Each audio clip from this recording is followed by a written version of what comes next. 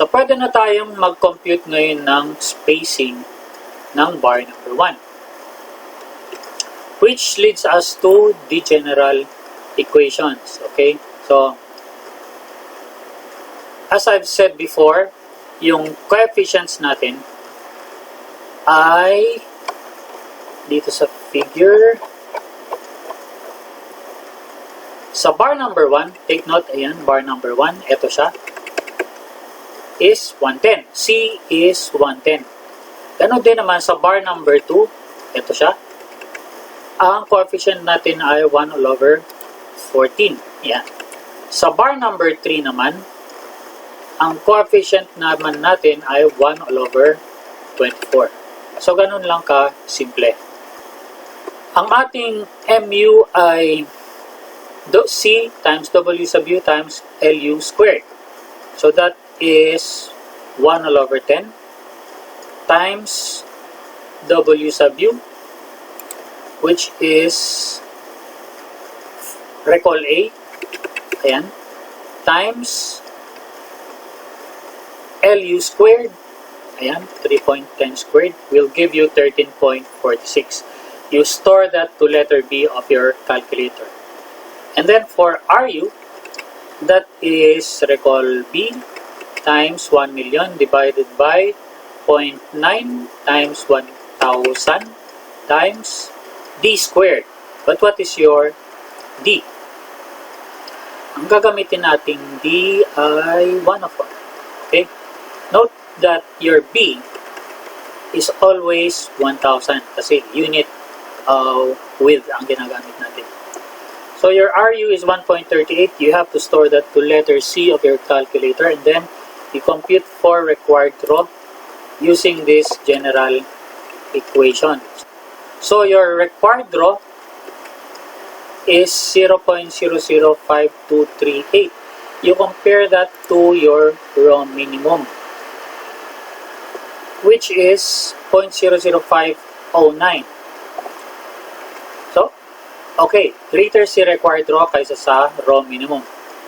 So, you have to store this to letter D of your calculator, and then computein na natin ngayon si required S. Your required S, okay, so ito yung condition. So, pwede natin gamitin si required draw. So, ang ating required S would be this equation, pi dB square all over 4 rho D. Gagamitin natin rho, dito yung in-store natin sa D. So, your required spacing is 207.62. Pag may decimal, you always round down to 10 mm increment. So, 207 becomes 200 mm. So, yan ang S1 natin. So, remember these two numbers, required S, tsaka yung S1. Now, let's go to positive moment. Sa positive moment naman, same flow. Okay, same flow with the general equations, but you always check your required draw if it is greater than your raw min or less than your raw min. In this case, ang required draw na lumalabas ay 0.0037, which is less than our raw min. Okay? So, you have, kapag less than raw min, you have to recompute your raw. So, lumalabas na ang raw na gagamitin mo sa bar number 2 is raw min, 0.00509. And then, yan ang gagamitin natin sa pag-compute ng required S, which is 213.61. So, for required for S2, round this down, magiging 210 mm. Okay, so for bar number 3, ganun din, same condition, less than raw minimum, your required S is 213, ang ating S3 magiging 210. Okay, so, remember those spacings, tatlong spacing required, tsaka tatlong spacing na gagamitin mo. Which leads us down dito sa sample. dito sa in-excel ko na. Ito yung sample, this column. Tapos, sa katabi niya, merong case 2, case 3, case 4, case 5. Tsaka, merong cantilever dito na merong wall sa dulo. So, balik tayo dito sa sample. Now, look at this. Yan. Summary of required spacings. Dito sa manual solution, yung required S207.62, ito siya, that is bar number 1. Top interior, or this is for negative moment. And then S1, ayan siya, 200. For bar number 2, this is positive moment. Ang required spacing is 213. Ayan, bottom, mid. Tapos, ang gagamitin nating spacing is 210, S2. Yan siya. And then finally, for number 3, ang required spacing is 213. Ito siya. And then, ang gagamitin nating spacing is round down, magiging 210. And finally, yung spacing ng temperature and shrinkage bars, ilalagay mo lang yan sa baba, bottom, tapos longitudinal direction ay 300 ang spacing for all slabs. Saan galing yung 300? Dito yan. Sa maximum spacing ng temperature and shrinkage bars. Ito siya. Now let's look at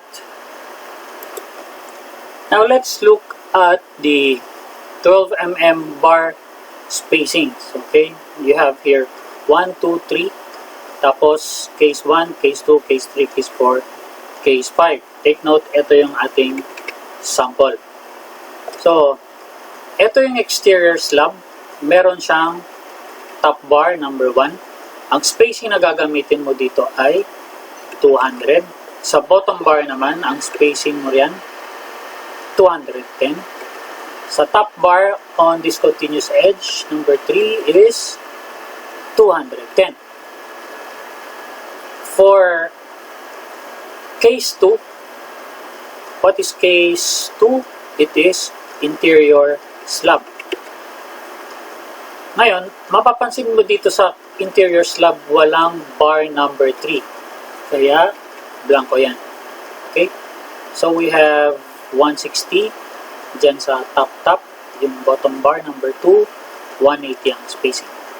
Sa case 3 naman, or simply supported, mapapansin mo, walang bars 1 and 3, which is bottom bar lang. Yan, 170 lang. Sa case 4, which is, ayan, case 4, cantilever, top bar lang siya, 170 ang spacing. Walang bottom, walang exterior. Lastly, gawa tayo ng cantilever beam na may parapet wall. So, ganito yan. So, sa cantilever na ito, dito sa dulo niya, merong concrete hollow blocks na parapet wall na may 1.2 meter na taas. So, originally, ganito siya. Yung S sub D. So, 1.3 meters ang clear span, and that is type 4. Ito yung cantilever slab na walang parapet wall.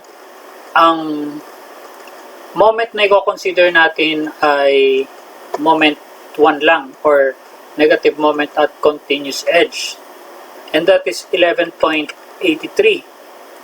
Okay, so ngayon, pag dinagdagan mo yan ng CHB parapet wall, idadagdag mo yung wall with 1.2 na factor. Kasi dead load siya.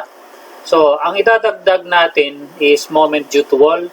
Ayan, W sub W times H times LU times 1.2 load factor para sa dead load. So, ang mangyayari dyan, 11.83 plus 1.2 times WWH times LU. That will give you 17.41 kilonewton meter. And then, proceed as follows.